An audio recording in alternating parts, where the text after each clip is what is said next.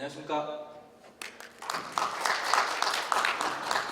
예, 이 강단의 신지가 참 오랜만에 여기 나와서 발표를 하게 됐습니다. 애널리스트 한 약 19년 정도, 거의 한 20년 정도를 조선기계 쪽에서 애널리스트를 하다가 현대중공업에서 좀 와달라고 요청이 와서 지금 현대중공업 IR팀에 지금 현대중공업이 2017년에 아시죠? 분사가 돼가지고 지주사 형태로 지금 형성이 되어 있고요. 상장사가 7개 상장사를 지금 보유하고 있습니다. 그리고 앞으로 추가로 지금 한두 개 정도 상장을 더 할 예정이고요. 그래서 IR 전체 총괄로 지금 IR 담당 업무를 한 4년째, 지금 올해 6월까지만 하면 딱 4년을 채웁니다. 그래서 4년 하고 있는데 지금 조선산업이 아시겠지만 2008년도 리본 사태 이후에 우리 2008년도 그때 이후에 지금 완전히 꺾여가지고 지금까지 헤매고 있었어요. 그러다가 좀 2017년도쯤에 좀 살아나려고 이제 바둥바둥 하고 있는데 또 17년, 18년도 살아나려고 하는데 또 2000년 넘으면서부터 또 코로나가 와가지고 지게탈 맞았습니다. 그래서 2019년도, 2020년도에 보면 수주가 거의 제로였습니다. 거의 제로까지 갔다가 한 1년 동안 거의 굶었어요. 그래서 우리 그때 우리 경영진 대표이사께서 이제 영업 쪽에서 일하시는 분들이 저기 유럽에 나가서 제 정말 말 그대로 읍소 전략을 제발 좀 발주해달라. 그래서 연말에 몇 척 정도 가져온 게 전부일 정도로 1년 동안 굶기는 정말 역사적으로 드문 일이거든요. 그 정도로 코로나가 정말 피해를 많이 줬다가 그러다가 이제 코로나 끝나고 나서 끝난 게 아니죠. 그 다음 해죠. 2021년도 작년입니다. 작년부터 수주가 오히려 그 전에 밀렸던 부분들이 한꺼번에 쭉 몰려오게 됐었어요. 그래서 뒤에 다시 한 번 더 말씀드리겠지만 그러면서 지난 한 1년 남짓, 1년 한 3, 4개월 동안에 수주를 너무 많이 받아버렸어요. 그러면서 지금 우리 현대중공업뿐만 아니라 전 세계 조선사들이 그렇게 굶다가 한꺼번에 수주를 왕창 받았는데 수주 잔고가 이제 3년치를 넘어가 버렸습니다. 그래서 지금 자료의 내용은 없지만은 미리 좀 말씀을 드리게 되면 조선사들은 보통 한 2년에서 많으면 2.5년 정도 수주 잔고를 가져가는 게 가장 좋습니다. 그렇게 해야 배 만드는 데는 약 1년 정도 걸리거든요. 한 배를 만드는데 1년 정도 걸리는데 자재 구매하고 생산하는 그 과정에서 설계하고 하는 과정에서 시간들을 많이 잡아먹기 때문에 약 한 2년 정도 이상의 잔고를 가져야만 향후에 계획 생산을 할 수가 있습니다. 그렇기 때문에 1년 반 정도 되게 되면 배가 고파요. 배가 고픈 상태입니다. 그래서 수주를 하더라도 가격을 제값을 못 받는데 2년을 좀 넘어가서 2.5년만 넘어가게 돼도 이제 배가 좀 부르니까 배를 천천히 수주를 받게 되죠. 그래서 성과를 조금씩 올려갑니다. 특히 지금처럼 3년이 넘어가는 상황에서는 빨리 배를 안 받으려고 그래요. 대신에 선주들 입장에서 선주 입장에서 보면 반대입니다. 납기가, 그러니까 조선사들이 수주 잔고 1.5년이면 납기가 1.5년밖에 안 되기 때문에 발주하고 나서 1.5년 후에 배를 받잖아요. 그럼 걔들은 오히려 급할 이유가 없어요. 근데 반대로 3년이 넘어가 버렸어요. 지금 아무리 발전해봐야 3년 후에나 배를 받을 수 있습니다. 3년 후 예측 가능합니까, 경기가?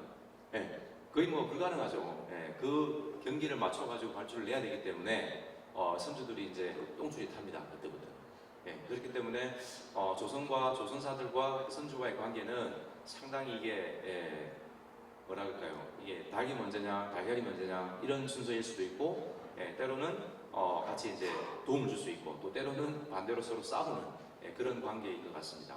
그래서 제가 이제 어떻게 보면 학문적으로 제 상상에 의한 20년 조선산업을 보냈다 그러면 이제는 현대중공업, 세계 1위 회사인 현대중공업에 와서 시장뿐만 아니라 이제는 조선 내부까지 들여다보면서 지금 생활을 하고 있습니다. 그래서 바깥에서 보던 거랑 또 내부에서 보던 거랑 굉장히 큰 차이가 있더라고요.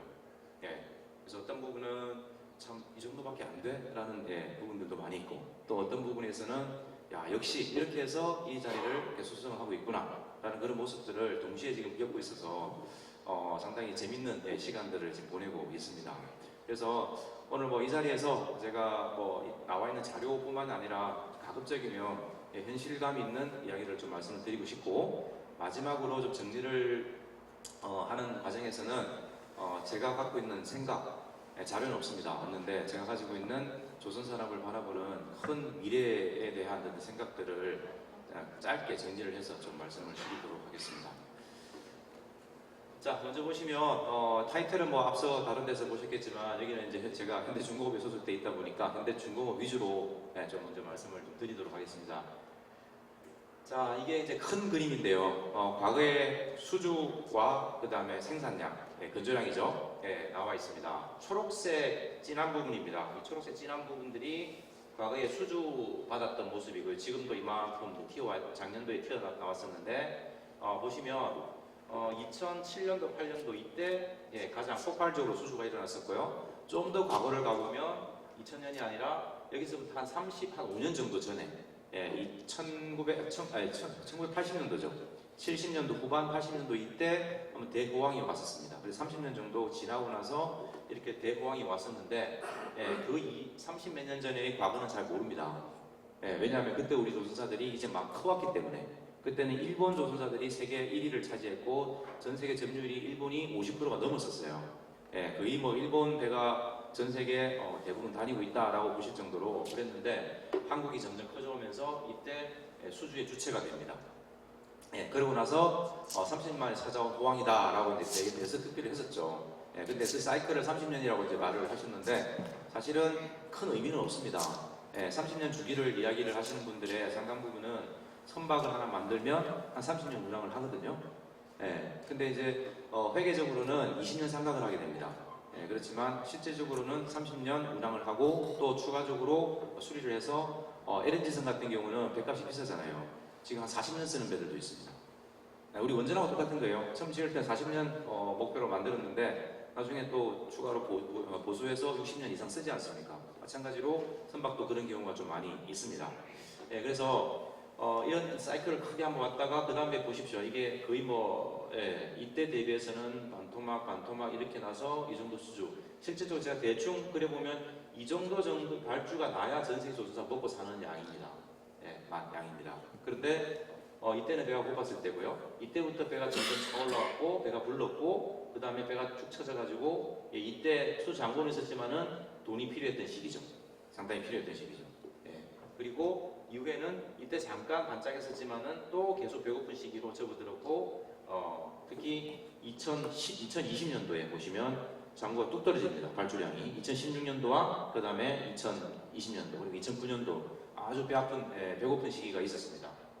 그러다가 2021년도에 이렇게 증가를 하게 됐는데요. 그리고는 이렇게 떨어지는 걸로 예측을 하고 있습니다. 하고 있는데 이게 떨어지는 부분들은 작년에 워낙 많이 받았기 때문에 수주 잔고를 3년을 채우다 보니까 이제는 추가로 채울 필요가 없는 거예요. 이제는 성과를 올려야 되겠다라는 게 가장 핵심입니다. 자, 그럼 잠깐 비교해서 말씀드리면 이 당시에는 수주를 이렇게 많이 받았었어요. 이때는 수주 잔고가 4년이 넘었었습니다. 근데 왜 지금은 3년을 채우고 왜 안 받느냐? 큰 이제 중요한 포인트가 있는데.